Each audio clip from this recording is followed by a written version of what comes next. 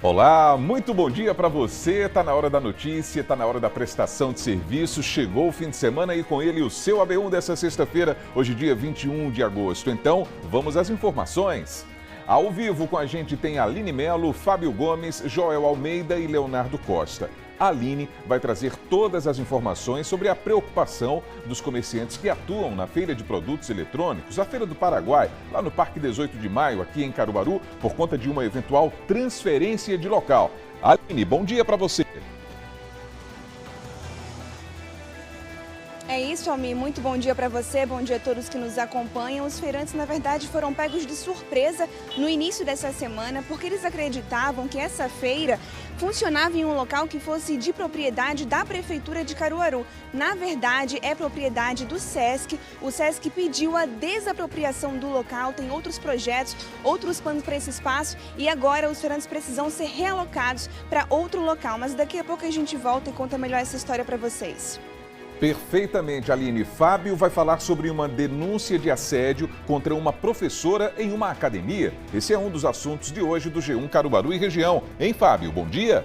Oi, Almir, muito bom dia para você, muito bom dia para todo mundo que está acompanhando a gente nessa sexta-feira, né? O G1 conversou com essa mulher que formalizou uma denúncia contra um professor de academia lá no Recife. Esse caso foi registrado por câmeras de segurança. Segundo a denunciante, uma professora de 25 anos que não quis se identificar, ela foi vítima dessa agressão por uma mordida, né? A gente está acompanhando essas imagens e, segundo a mulher, ela fez a denúncia em maio.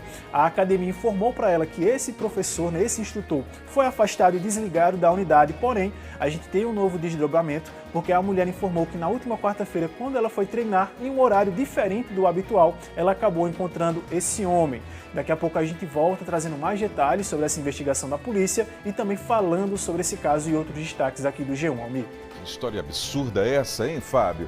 E aconteceram mudanças importantes na Lei Maria da Penha, hein? Inclusive sobre as medidas protetivas para as mulheres vítimas de violência doméstica. Não é isso, Joel? Bom dia para você. Isso mesmo, Almir. Bom dia, um ótimo dia também para você que está junto da gente aqui nesse AB1 de sexta-feira. Olha, a gente vai falar sobre uma decisão recente do Superior Tribunal Federal que muda bastante a Lei Maria da Penha.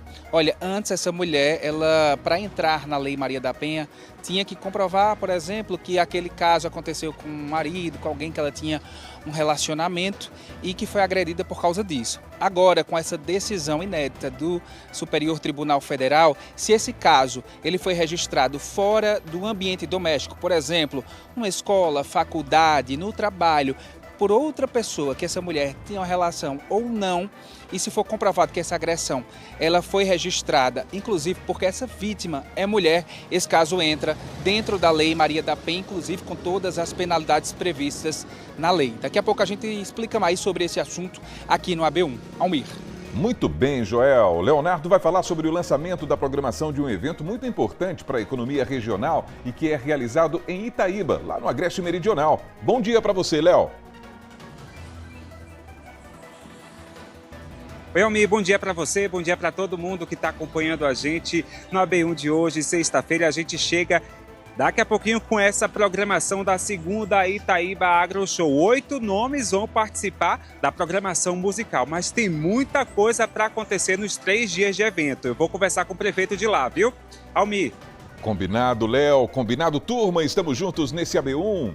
E claro, sexta-feira também é dia de curtir muita música no Som e Sotaque. O nosso convidado de hoje é Gael Villanova. E ver o nosso olhar se derramar por nós.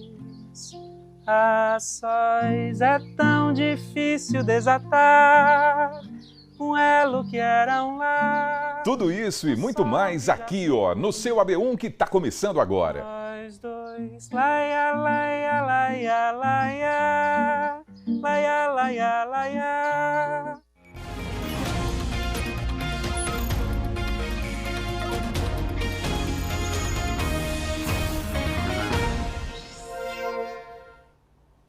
Então, são 11 horas mais 53 minutos. Estamos juntos na telinha da TV Asa Branca. Desde já, um ótimo fim de semana para você. Estamos ao vivo também pelo nosso portal G1 Caruaru e Região e pelo Globoplay também. Ali do lado, o QR Code que leva você para o nosso aplicativo para acompanhar o AB1 ao vivo e de graça pela internet. É sempre bom a gente dar uma olhadinha para ver como é que está o clima aqui em Caruaru nesse instante. Imagens ao vivo. Olha aí que bela fotografia. Você confere nessas imagens aqui no AB1 que está começando agora, não é? A previsão do tempo está dizendo que o dia deve ser de sol entre nuvens, à noite o tempo pode ficar nublado a parcialmente nublado. Agora, a temperatura está marcando 28 graus e a mínima fica na casa dos 18, pessoal. E os comerciantes que atuam na Feira de Produtos Eletrônicos, a conhecida Feira do Paraguai, no Parque 18 de Maio, estão preocupados com uma possível transferência de local. Informações dão conta de que o SESC teria comunicado à Prefeitura de Caruaru a necessidade de um projeto de requalificação e ampliação do espaço onde atualmente funciona essa feira. Então, vamos entender melhor o que é que está acontecendo com a Aline Melo, porque, ao que parece, estamos diante aí de uma sensação de insatisfação por parte desses comerciantes. Não é isso, Aline?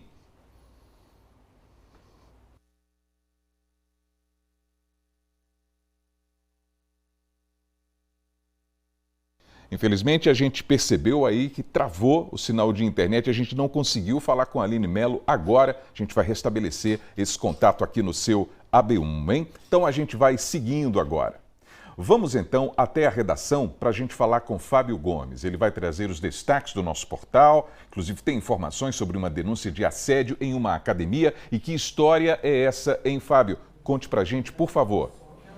Pois é, Almir, uma história lamentável que aconteceu lá no Recife, né, mas acabou repercutindo no estado como um todo. A gente teve acesso a câmeras de segurança do estabelecimento onde essa professora de 25 anos acabou sendo vítima dessa importunação sexual. De acordo com a denunciante, ela treinava nessa academia e esse instrutor, que também não teve o nome divulgado, já tinha algumas atitudes desagradáveis com ela. Essas imagens que a gente acompanha nesse momento foram registradas no dia 19 de maio.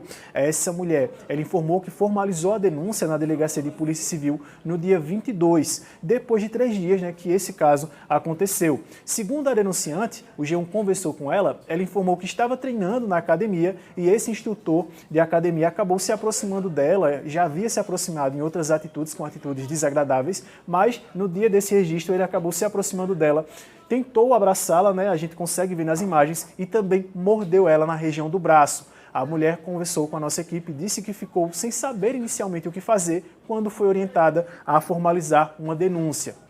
Ela assim o fez, a academia informou a ela inicialmente, né, que esse professor, esse instrutor, seria afastado e desligado de suas funções, mas quando ela conversou com a nossa equipe, ela revelou um novo desdobramento nesse caso, porque na quarta-feira, quando ela chegou para treinar em um horário fora do habitual, ela acabou encontrando esse mesmo homem com essa mesma roupa, trabalhando na academia.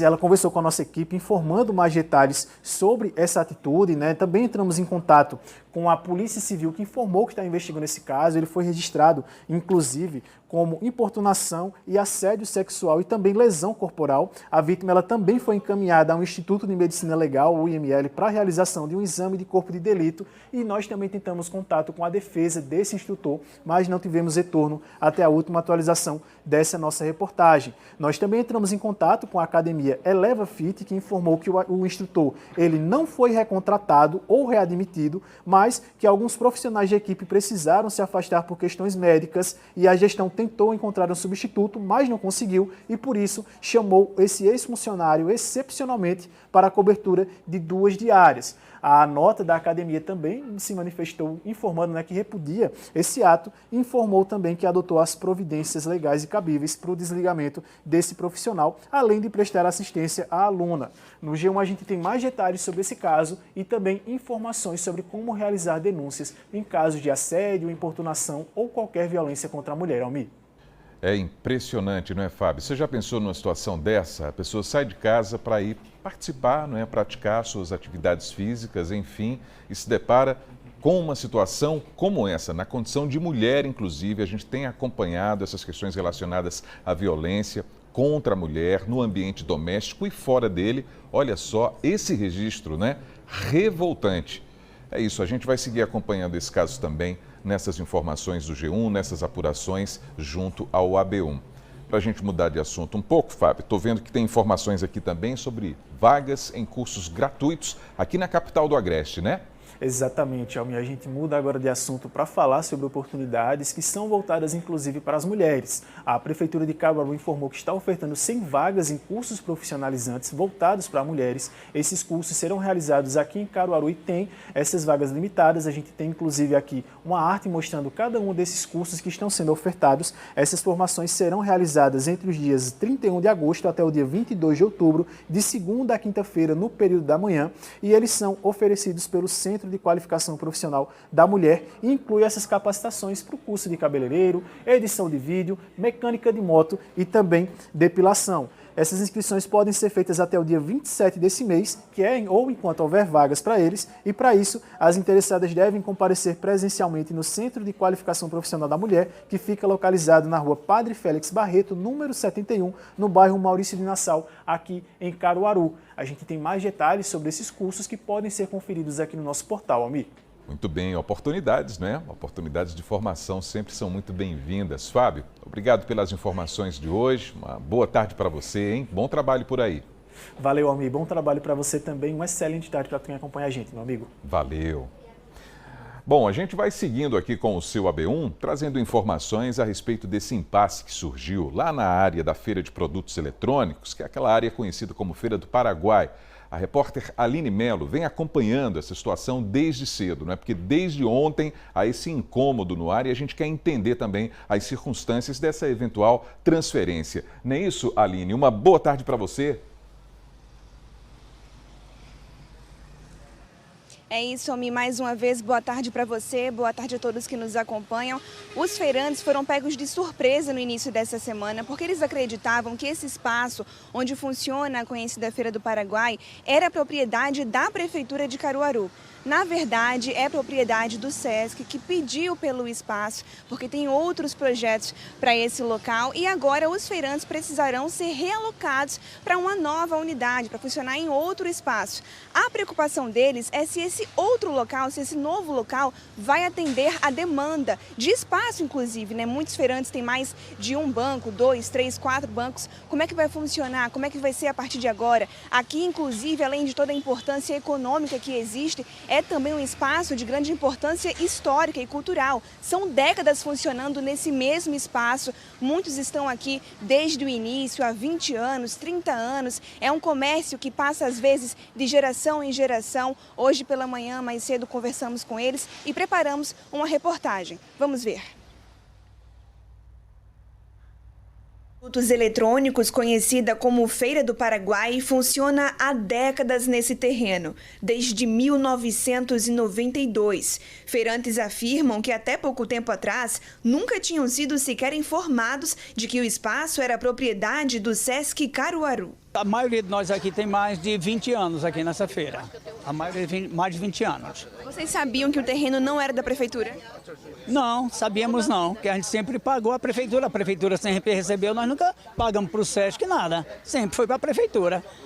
Nas mãos, eles mostram os comprovantes de pagamentos realizados à prefeitura. Eles pagam uma taxa semanal de R$ 25,00 por banco, além de um pagamento anual para receber o alvará. Pagamentos que realizaram acreditando que ocupavam um espaço pertencente à prefeitura municipal. Quando foi na segunda-feira, o secretário daqui da feira chamou a gente, uma pequena comissão para ir, acho que tinha umas 13 pessoas nessa reunião. A gente foi até lá e ele disse que estava fazendo aquela reunião justamente para informar a gente e foi confirmado que o terreno era do SESC e que eles iam precisar do solo para fazer uma construção de estacionamento e a gente precisava sair do local. Vocês não sabiam que o terreno era do SESC? Não. Porque até então, quando rolou os boatos, acho que ano passado que teve reunião, ele na última reunião o secretário tinha informado que o solo era da prefeitura. Até então morreu o assunto e a gente continuou trabalhando normalmente. Depois começou os boatos, que muita gente lá de dentro começou a vazar a informação e foi aí que ele resolveu se pronunciar oficialmente, chamar a gente para a reunião para informar que realmente o espaço era do SESC e já era para a gente ter se retirado. Desde junho ou julho, se não me engano. Mas teve algum problema lá e a gente continuou trabalhando normalmente e eles adiaram isso aí. Mas disse que a gente realmente precisava ser retirado. Ou seja, o pedido de desapropriação do espaço pegou os feirantes de surpresa. A Prefeitura de Caruaru informou que eles serão realocados para a feira da Fundac. Os feirantes não estão satisfeitos com essa escolha. E a Prefeitura tem o dever, entendeu? A Prefeitura quase que dobrou o valor cobrado. Quase que dobra o valor cobrado e não teve benefício nenhum. E agora vem um zum aí, uma conversa de bastidores, dizendo que a gente vai lá para dentro. Nós não vamos para lá, para a Fundac. Ninguém concorda em ir lá para a Fundac. A gente quer que a Prefeitura faça o dever dela, que é fazer uma feira organizada para a Feira do Paraguai, que é uma das mais fortes que tem aqui dentro da Feira da Sulanca. Além do retorno econômico que essa feira traz para Caruaru e região, também existe um valor histórico e cultural. Desapropriar esse espaço significa mexer com a vida de muitas famílias. Em maio de 1992, nós tivemos a transferência para essa área, né, da Grande Feira de Caruaru, que se estendia nas ruas 15 de novembro, 7 de setembro e Tobias Barreto.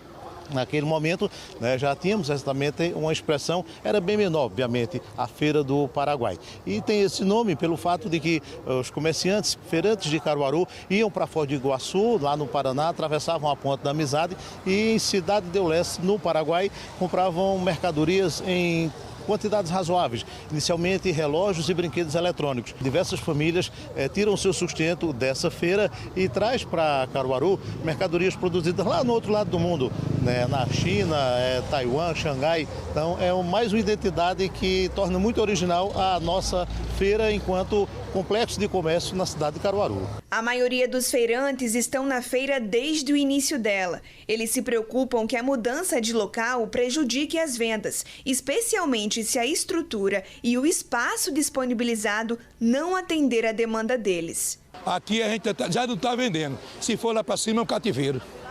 Aí é que não vai vender mais. Quem tiver 500 metros de mercadoria vai terminar em 10. Quem tiver 5 mil termina em 1.000, que 5 mil já está devendo.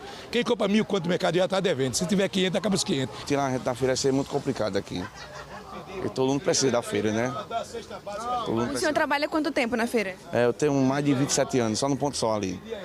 Sempre foi aqui nesse mesmo espaço? Nesse mesmo espaço aí, mesmo na principal ali. Carroceiros e vendedores ambulantes também estão preocupados com a mudança. Ali você tem que pagar, receber a bata para negociar lá dentro. Toda semana? Toda semana, isso. Isso acontece toda semana, vai mudando de bata em bata até... Não tem condições não. A feira já está fraca. Tira daqui, da boca de todo mundo. Porque aí vem carroceiro, vem botador de lona e vem o cara que bota o banco. Vai ficar difícil custear para poder vender lá dentro? Vai ficar muito difícil mesmo. Se tirar a gente daqui, quer colocar a gente ali dentro, eu com essa carrocinha aí, aqui eu rodo a feira todinha, eu não pago nada. Se colocar ali dentro, eu vou pagar R$50. Aí, para tirar R$50 de centavo em centavo, não tem condições, entendeu? Se a feira é boa, a feira é ruim, tem que já estar com dinheiro para pagar lá, entendeu? Aí ele só quer fazer uma coisa para favorecer ele, a gente aqui nada, entendeu? Aí vamos ver como é que vai ficar isso aí. Se ele quer tirar a gente daqui, arruma um canto adequado para a gente trabalhar, para a gente ganhar o dinheiro digno, entendeu? Que não existe. Aí eu rodo com essa carroça aqui, não pago nada. A feira todinha. Se eu for para ali, eu vou pagar R$50. De quê? Para trabalhar um dia só. E se a feira for ruim? A gente percebe, né, a insatisfação dos feirantes, ambulantes também, mas segundo a Prefeitura de Caruaru, eles serão realocados para a Feira da Fundac, porque não existe nenhum outro espaço público pertencente à Prefeitura de Caruaru que seja adequado, que tenha a estrutura adequada para receber a feira dos importados e produtos eletrônicos. Mas daqui a pouco, eu volto para trazer mais informações sobre essa transição, que, claro, precisa acontecer de uma forma que beneficie os trabalhadores. Almir. Naturalmente, Aline, naturalmente a gente vai seguir acompanhando, claro, a gente entende esse clamor também das pessoas que trabalham nesse espaço já há tanto tempo, a gente compreende, tem o aspecto tradicional, tem o aspecto econômico e o aspecto de sobrevivência, que é fundamental nessa história toda. Então a gente vai seguir acompanhando sim, daqui a pouquinho a Aline volta com outras informações. Muito obrigado, Aline. Vamos seguindo, pessoal. Agora a gente tem uma pergunta. Você usa o serviço de corrida com carros de aplicativo? Eles se transformaram assim em parte da rotina de muita gente, não é não? Mas quais são os direitos do consumidor, do passageiro, de quem usa esse tipo de transporte? Joel Almeida está com a gente ao vivo e vai trazer algumas orientações também a respeito desse assunto, não é, Joel? Boa tarde para você. Oi, Almir. Boa tarde para você. Uma ótima tarde também para você que está junto da gente aqui no AB1.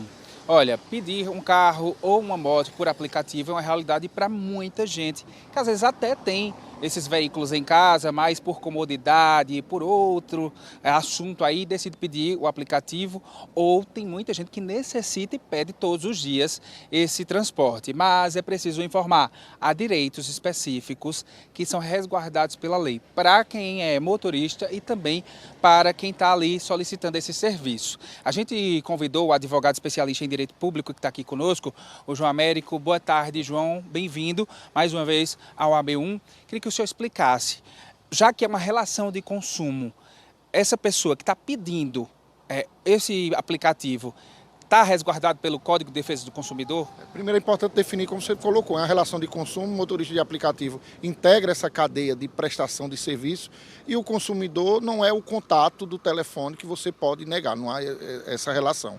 Quando há a vinculação da contratação, que quando você chama o aplicativo e você define trajeto, a forma com que você quer que o serviço seja prestado, com ar-condicionado ou não, local de saída e de entrada, há a obrigatoriedade da realização e da vinculação dessa promessa com a prestação de serviço. Nesse caso que você tocou aí, do ar-condicionado, a gente está num país tropical, é muito quente a nossa região.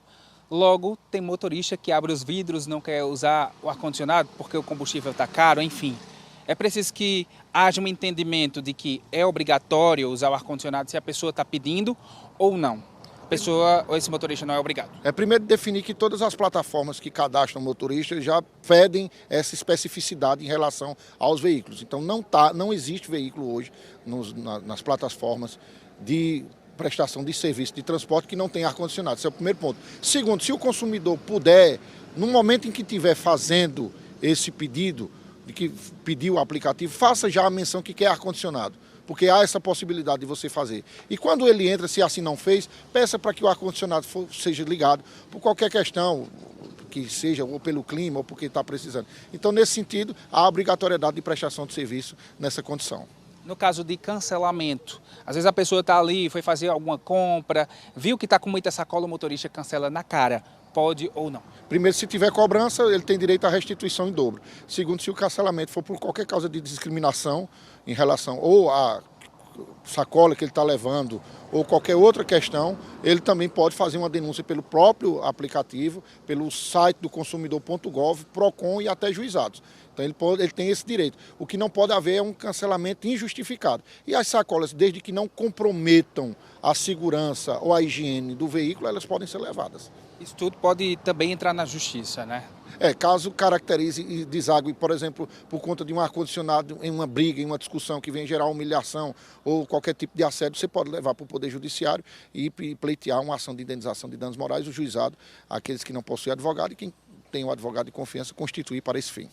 Muito obrigado pelas informações. O João Américo, advogado especialista em direito público, explicou para a gente sobre o direito do passageiro em relação às corridas de aplicativo. Então, se saiu desse roteiro aqui que a gente estava falando, se você foi humilhado, foi destratado, a pessoa não quis te levar ou não quis ligar o ar-condicionado, você pode entrar assim na justiça, é só fazer todo o caminho com as provas aí pelo aplicativo, tá certo? Pediu carro, pediu moto, isso não quer dizer que você não tenha direito. Eu volto com você, Almir.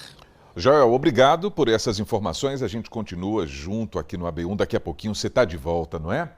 Agora a gente vai para o intervalo e ainda nessa edição, claro, a gente vai trazer outras informações sobre esse impasse dos comerciantes da Feira de Produtos Eletrônicos, lá do Parque 18 de Maio, a conhecida Feira do Paraguai. A notícia de uma eventual transferência de local gerou preocupação para os feirantes e a gente está acompanhando tudo isso. Essas são imagens ao vivo do Parque 18 de Maio. A gente sabe que é um complexo de feiras, né? E essa Feira do Paraguai faz parte desse contexto também. Meio-dia, 13 minutos, a gente volta já.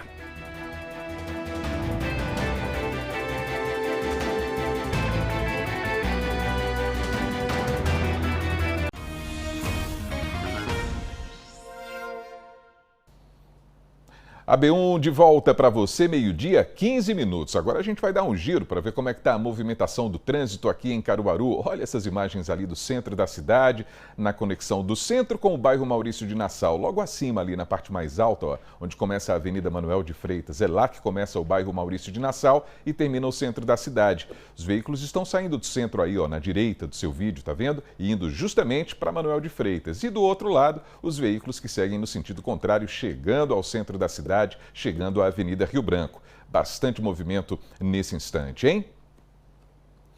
E olha essa notícia, pessoal. A Lei Maria da Penha passou por uma atualização. O Supremo Tribunal Federal decidiu que as medidas protetivas devem ser aplicadas a qualquer tipo de violência contra a mulher, mesmo que seja fora do contexto doméstico ou familiar. Ainda há pouco, aqui no AB1, no G1, você viu essas imagens, não é?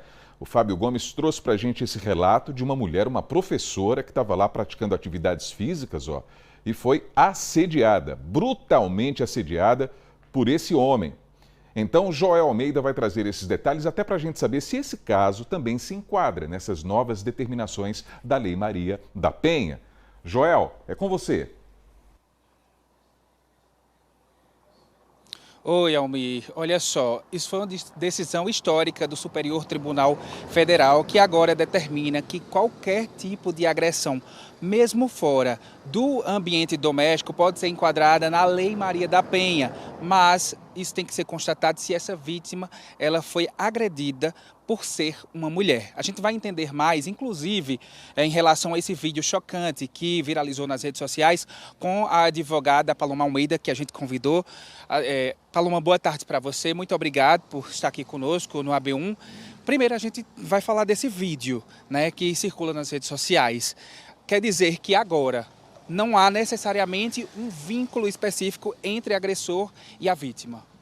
Boa tarde, Joel, boa tarde a todas e todos que nos assistem. Isso, qual é, na verdade, o fundamento dessa decisão? Ela é um resgate histórico da própria criação da Lei Maria da Penha, de a gente compreender que violência contra a mulher não se dá apenas no espaço doméstico e familiar.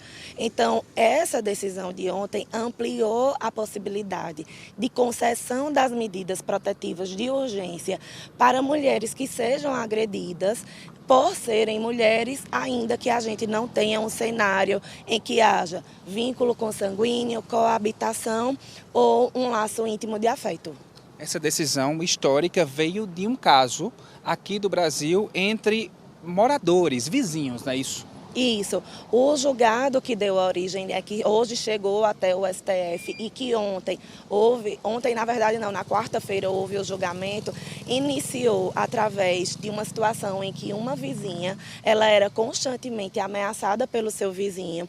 Ele dizia que iria casar com ela e que, caso ela não quisesse, ele iria matá-la e levaria o cadáver para a casa dele. Então, ele não aceitou ali o não como resposta e ela se sentiu muito ameaçada, pediu a medida protetiva de urgência e a resposta que o Poder Judiciário deu a esse pedido inicialmente foi de negar o acesso à medida protetiva porque não configuraria uma relação íntima de afeto.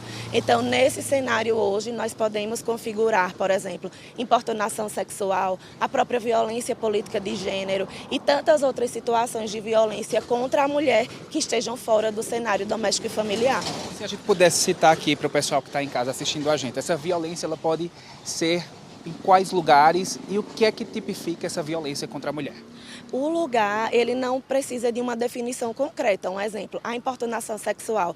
Nós conhecemos a campanha do Não é Não. Então, o Não é Não é uma campanha que se dá nos festejos públicos, então pode ser em locais abertos, mas também pode ser o próprio assédio sexual dentro do ambiente de trabalho, pode ser a importunação nos transportes públicos, um exemplo, né?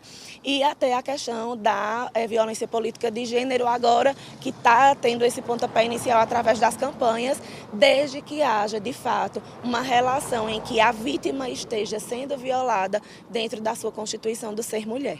Muito obrigado pelas informações. Paloma Almeida, advogada, falou sobre essa nova abrangência da Lei Maria da Penha, ou seja, a mulher, se for agredida fora do ambiente doméstico, mesmo por uma pessoa que não tenha um relacionamento, mas foi informado ali que essa agressão aconteceu porque ela é mulher, isso entra também dentro da Lei Maria da Penha, mais proteção para a mulher, né? E vale reforçar aqui nesse ao vivo que os canais de denúncia podem ser feitos, né, através tanto dessa mulher quanto da pessoa que presenciou tudo isso.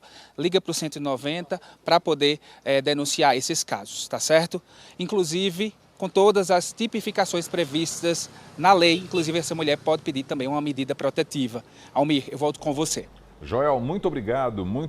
Orientações muito importantes. Todo o reforço para a Lei Maria da Penha é importante para esse enfrentamento, a esse absurdo que é a violência contra a mulher, não é? Muito obrigado, viu, Joel? Agora a gente muda um pouco de assunto aqui no AB1, hein? Agora é 12h20. Olha só, recentemente, uma atividade física que tem sido bastante praticada é a corrida, não é? Além de ser uma atividade gratuita, ajuda a melhorar a condição física, a condição mental, enfim. Mas olha, mesmo assim, a prática da corrida também precisa de cuidados e de orientações profissionais. Um esporte gratuito, acessível e cada vez mais popular.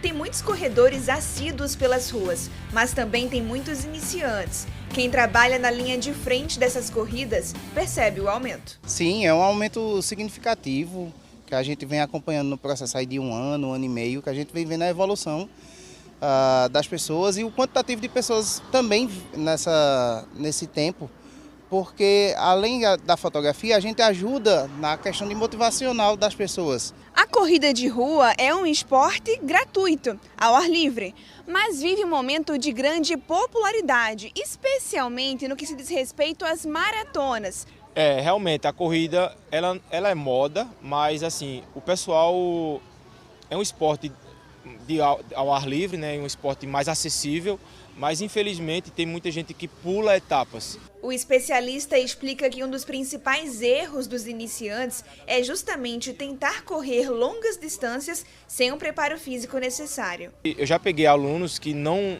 chegavam para mim, professor, eu não corro nada, mas eu quero correr uma meia maratona daqui a 5 meses. Eu digo, opa, vamos ter calma.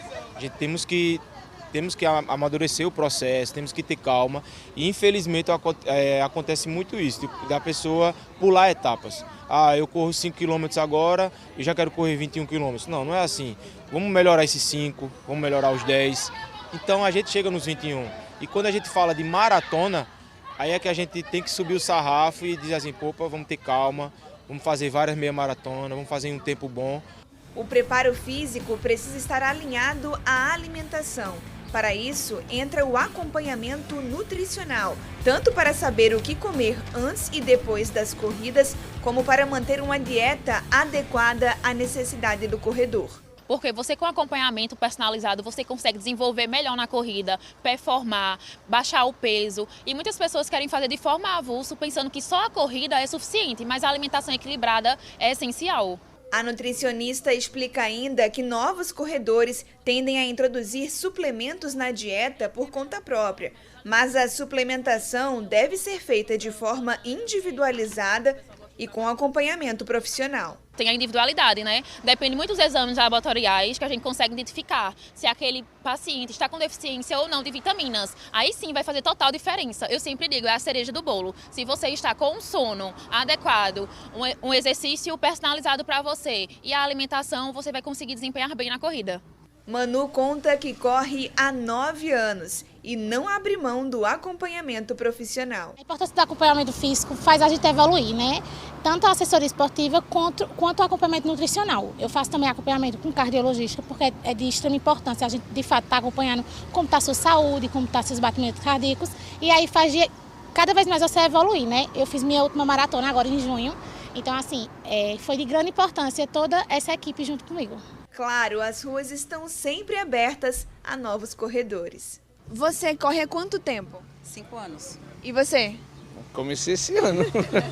Só caminhadazinha de leve, né? Ainda não tenho o mesmo ritmo que ela ainda. Ela que te incentivou? Isso, eu não tenho acordado de manhã, bora. Eu tô vindo, é necessário. Pela idade, por tudo, a gente já acompanhando ela. Muito bem. E agora a gente vai aproveitar para ver como é que está o tempo lá no Agreste Meridional, lá em Garanhuns, na Cidade das Flores. Essa sexta-feira deve seguir assim, o céu está bonito por lá, não é? Com nuvens. À noite o tempo deve ficar parcialmente nublado. Agora os termômetros marcam 26 graus em Garanhuns e a temperatura mínima prevista é de 16 graus. Aí, por falar no Agreste Meridional, vamos até lá, porque no comecinho do mês de setembro será realizada a segunda edição do Itaíba AgroShow. É um evento que movimenta a economia regional. Leonardo Costa está com a gente ao vivo também e tem todos os detalhes dessa programação que está chegando. Não é isso, Léo? Boa tarde para você. Oi, Almi, boa tarde para você, boa tarde para todo mundo que está acompanhando a gente. Hoje, sexta-feira, a gente chega justamente com a programação exclusiva da segunda edição Itaíba AgroShow, cidade aí que é a maior produtora de leite aqui de Pernambuco e se destaca também no Brasil. Eu estou aqui com o prefeito Pedro Pilota, que vai falar para a gente porque a expectativa é muito boa em relação à movimentação econômica, né? Exatamente, Léo. Hoje fizemos a primeira edição da Itaíba AgroShow, foi um sucesso, e essa segunda edição está sendo maior ainda. Então a gente convida todo mundo, né, para ir para Itaíba. Os hotéis já estão lotados da cidade, a gente já está reservando hotéis para o pessoal nas outras cidades vizinhas. Então, a expectativa de movimentar mais de 15 milhões de negócios. A gente esse ano também vai ter o Shopping dos Animais. Então, as pessoas que quiserem conhecer a genética de Itaíba, quiserem comprar tourinhos, quiserem comprar matrizes, vai ter a oportunidade de comprar lá na Itaíba AgroShow, que isso vai movimentar ainda mais a nossa economia. Quando a gente fala de torneio, né? Porque quando se vê a bacia leiteira, todo mundo quer participar dessa competição. Também vai ter, né? Exatamente. Além de tudo isso, vai ter o torneio leiteiro, né? O ano passado tivemos 50 vacas inscritas, esse ano já tem mais de 80 vacas inscritas. Então, vem gente não só de Itaíba, mas de toda a região, de Pedra Venturosa, de Alagoas, também do Ceará. Então, esse ano, de Sergipe, então esse ano vai ser uma movimentação muito intensa. Todo mundo está com uma expectativa muito grande de visitar, porque vai ter vacas a nível Nordeste, a nível Brasil, como as maiores matrizes de produção de leite do Brasil. Então, a expectativa vai muito boa. O pessoal vai encontrar o que lá nos estandes, por exemplo? São mais de 30, né? São mais de 30 estandes, são empresas de todo o ramo do agronegócio. Então, a pessoa também vai ter a oportunidade de comprar tratores, de comprar máquinas lá nos nossos estandes. Então, assim, uma movimentação muito grande. São mais de R$200 mil em premiação para quem está participando do torneio leiteiro. Então, a expectativa está muito grande na cidade, um movimento muito intenso. E também a região todinha vai visitar a Itaíba AgroShow, então vocês estão convidados a participar desse grande evento da segunda edição. O senhor já me falou antes da entrevista que esse ano a premiação vai subir um pouco, né? Exatamente, vão ser mais de R$200 mil em premiação, acho que vai ser a maior premiação do Norte-Nordeste e uma das maiores do Brasil. Então a expectativa é muito grande porque vem muito participante e vai ter muitas matrizes lá para o pessoal ver a piscicultura, vai ter área experimental de milho, de palma, de capim, hortaliças também para o pessoal visitar, palestras, assim, muita coisa boa vai ter na Itaíba AgroShow. E para a gente finalizar, a programação de shows. Exatamente, a gente vai ter, começando no dia 3, né, com Simone Mendes, uma atração nacional, que não veio ainda aqui para a região, então assim, a expectativa está muito grande para Simone Mendes, para Day Araújo, né? No segundo dia a gente vai fazer uma atração cultural, a gente vai ter a Farra dos Poetas, que vai estar um sucesso aqui na região, né? Também Cauã Menezes, que é uma grande revelação agora da vaquejada. E no último dia a gente vai ter Banda Magníficos, que é um forró tradicionalíssimo, e Flávio Leandro também para coroar todo esse show. E também vai ter atrações locais nas tardezinhas, então assim o pessoal vai poder se divertir no final da tarde lá, curtindo as atrações locais da nossa região. e vai poder também movimentar também toda essa parte do comércio local. Prefeito, muito obrigado pelas informações. Então, de 3 a 5 de setembro, início do mês, tem aí Simone Mendes, Thay Araújo, Gonçalves Vieira. Dia 4 tem Tardezinha do Polo Cultural, Farra dos Poetas, Cauã Menezes e encerra aí com Magníficos, Flávio Leandro e Cido Jordão. Almir. Muito obrigado, viu, Léo? Muito obrigado pelas informações. Muito obrigado ao prefeito que foi conversar com você também nessa sexta-feira aqui no AB1. Valeu, Leonardo. Bom, tá na hora do intervalo. Daqui a pouquinho a gente vai trazer informações atualizadas sobre o julgamento do caso Marcolino Júnior, hein? Colunista social, assassinado aqui em Caruaru há 10 anos. E ainda tem o AB Esporte para a gente falar sobre uma reunião que foi realizada nessa quinta-feira na Federação Pernambucana de Futebol. A gente vai trazer todos os detalhes daqui a pouco. 12h, 29 minutos agora.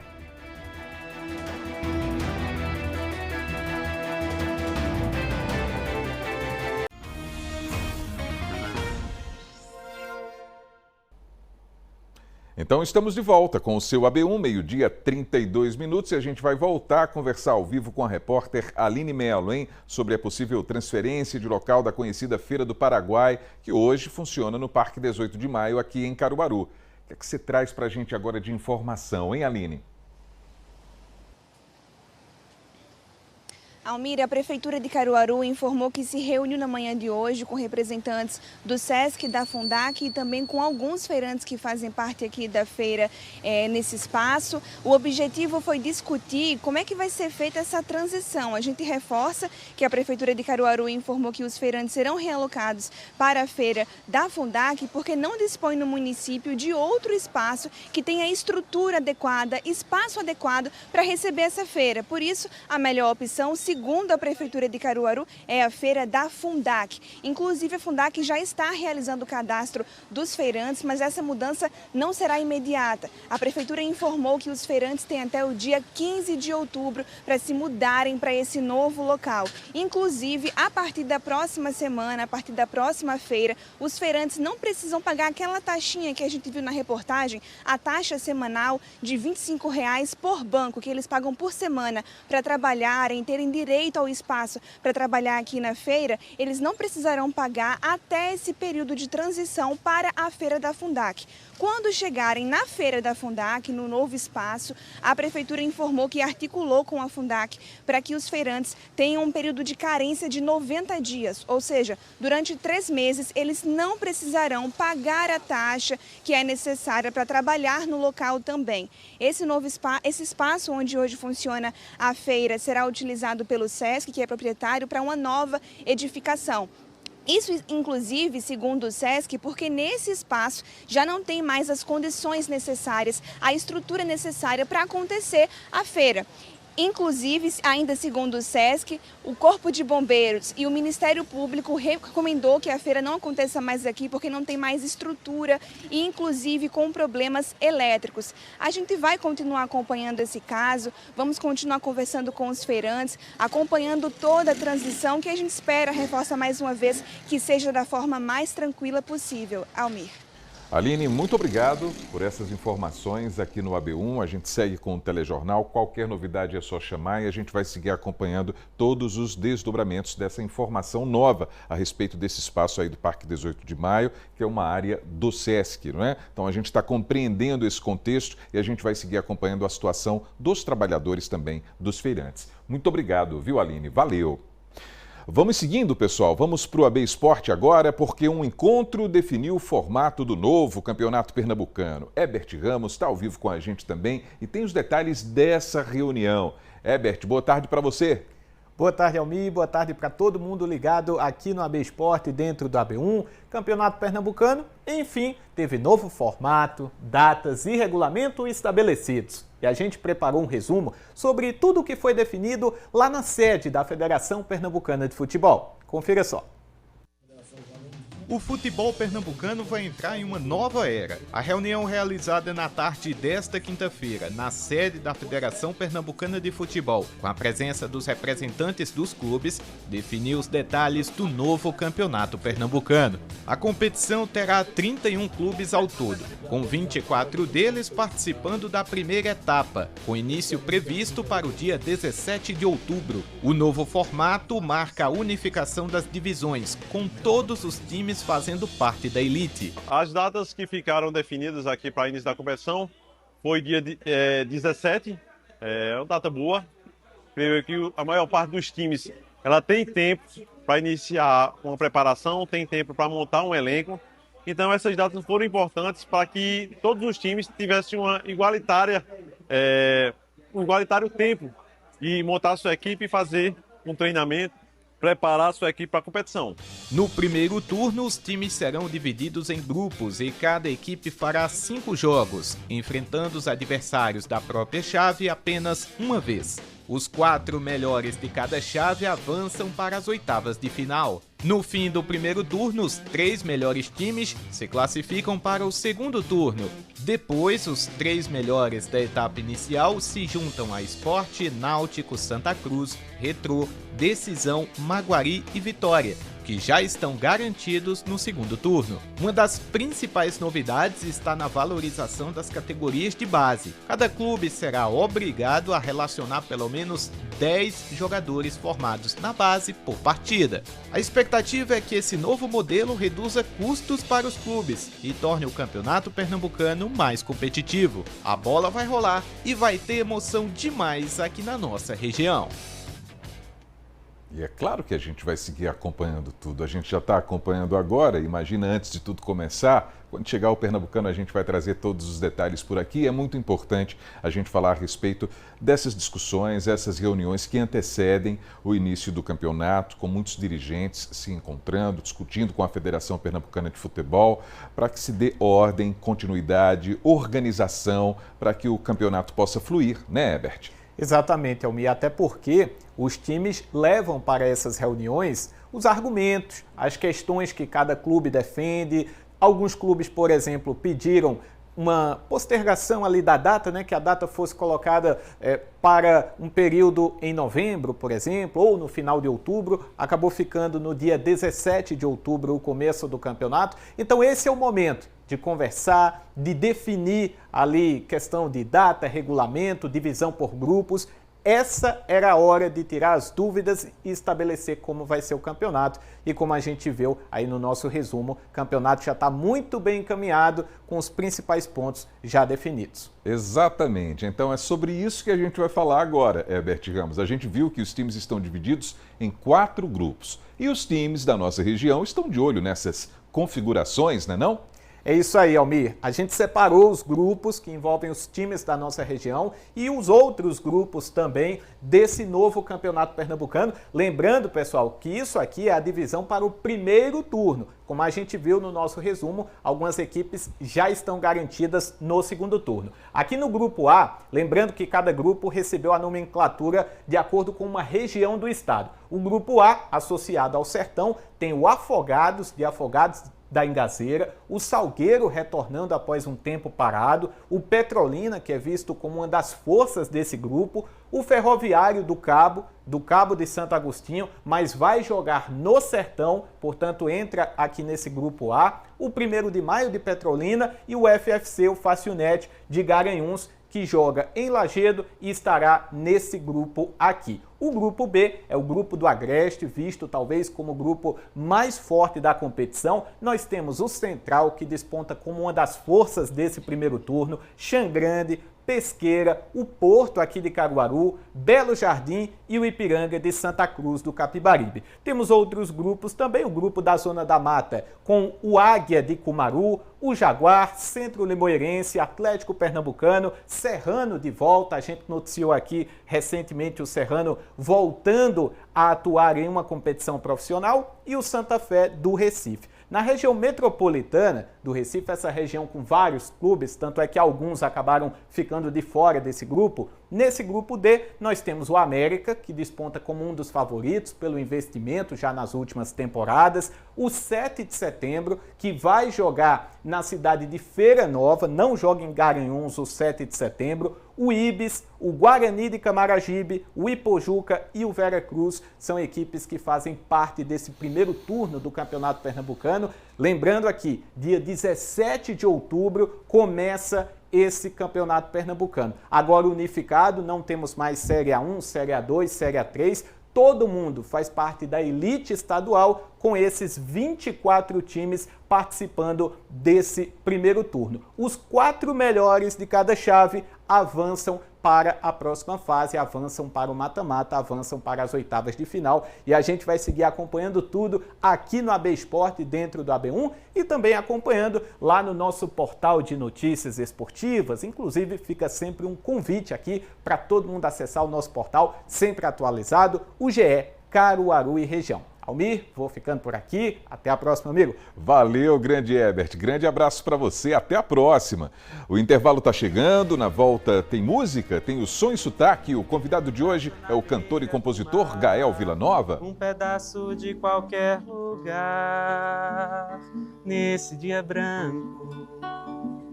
Se branco ele for, esse tão 12h41. A gente volta já. Se você vier e quiser, pro que der e vier comigo.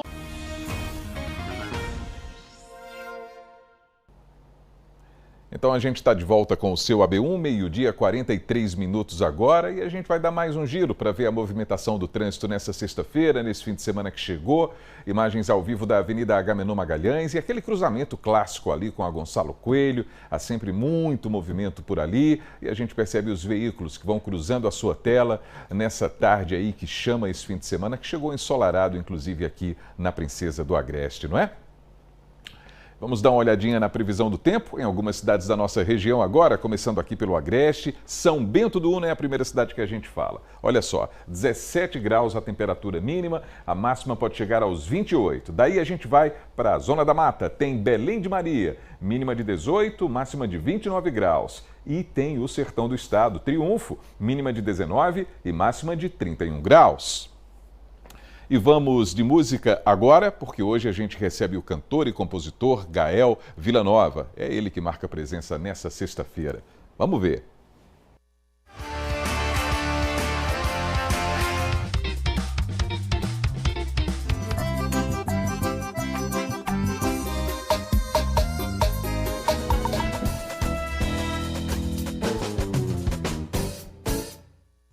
É tão difícil te deixar e ver o nosso olhar se derramar por nós. A sós é tão difícil desatar um elo que era um lar, um sol que já se pôs. Família, se estou com essa de som e sotaque, eu estou com essa fera aqui, que ele é cantor, compositor, músico, enfim, é um artista completo, ele, Gael Villanova. Seja bem-vindo. Obrigado, irmão. Satisfação estar aqui conversando com você e com vocês aí de casa.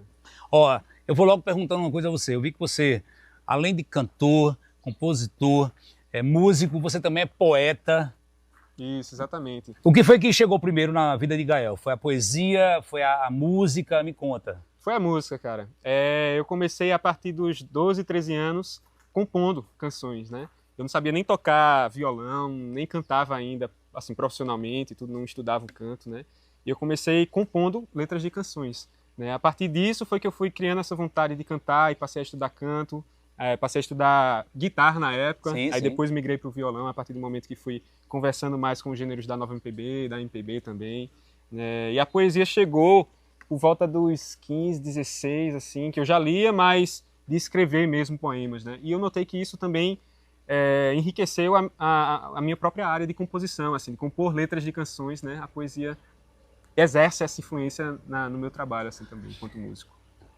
Você, como compositor, tem várias canções, e você é mesmo dizer assim, qual o filho que você mais gosta? Mas tem uma música que mexe mais com você, qual seria a música?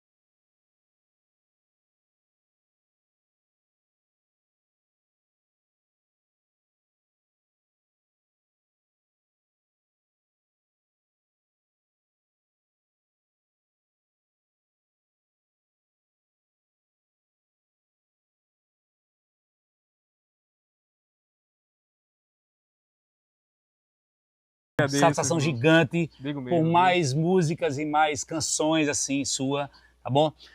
Temos a agradecer muito a você por enriquecer nossa sexta-feira. Eu que agradeço, inclusive também faço um convite, tem canções minhas disponíveis nas plataformas digitais, inclusive Isso. o recém-lançado EP Acabe Não, com algumas das canções que eu toquei aqui também. Muito feliz com esse trabalho final e também muito feliz de estar aqui cantando para vocês, conversando com você. Obrigado, TV Asa Branca, pelo convite. Obrigado, família. Saúde mental para vocês. Um outro final de semana. Semana que vem tem mais Som e Sotaque, viu? Ainda tem ele, Gael. Solta o som pra gente, Gael. Simbora. Estou indo, carrego música e um silêncio imenso dentro de mim. Estou indo, na mochila alguns poemas para ofertar aos corações sem amor.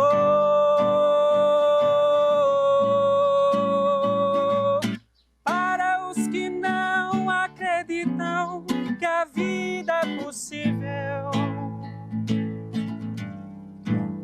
que beijar é melhor que comprar um revólver. Estou indo.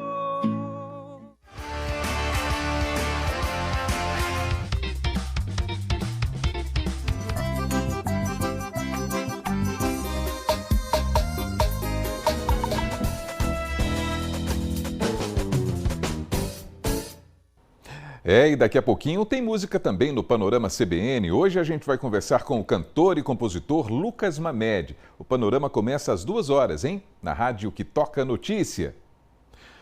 E olha, pessoal, começou hoje o julgamento do acusado de ser o mandante do assassinato do colunista social Marcolino Júnior. Esse crime foi cometido há mais de 10 anos aqui em Caruaru. O julgamento estava marcado para a semana passada, mas foi adiado para hoje. Mônica Silveira está no Fórum Tomás de Aquino, no Recife, e tem as informações para a gente. Mônica, boa tarde para você. Seja bem-vinda. Oi, boa tarde, Almir. Um prazer estar com vocês aqui, tá? É o seguinte, a gente está justamente aqui no Fórum Tomás de Aquino, que fica na área central do Recife, e esse julgamento é na 4ª vara do Tribunal do Júri, onde a gente está agora. A gente até mais cedo foi lá dentro, a gente entrou ao vivo para o N1 lá de dentro, mas pediram para a gente sair, porque a juíza pediu para não gravar imagens durante o julgamento. Mas vamos em frente com o que a gente tem agora. O que está acontecendo? É o julgamento de Davi Fernando Ferreira Graciano. Ele é um dos 2 acusados na morte de Antônio Marcolino de Barros Filho. Vamos relembrar um pouquinho aqui?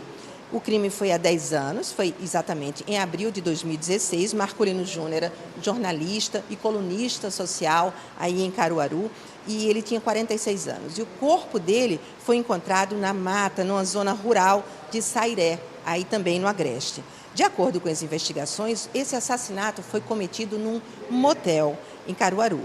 O executor foi Rafael Leite da Silva, que teria aplicado um golpe de jiu-jitsu na vítima e depois esfaqueado José Marcolino.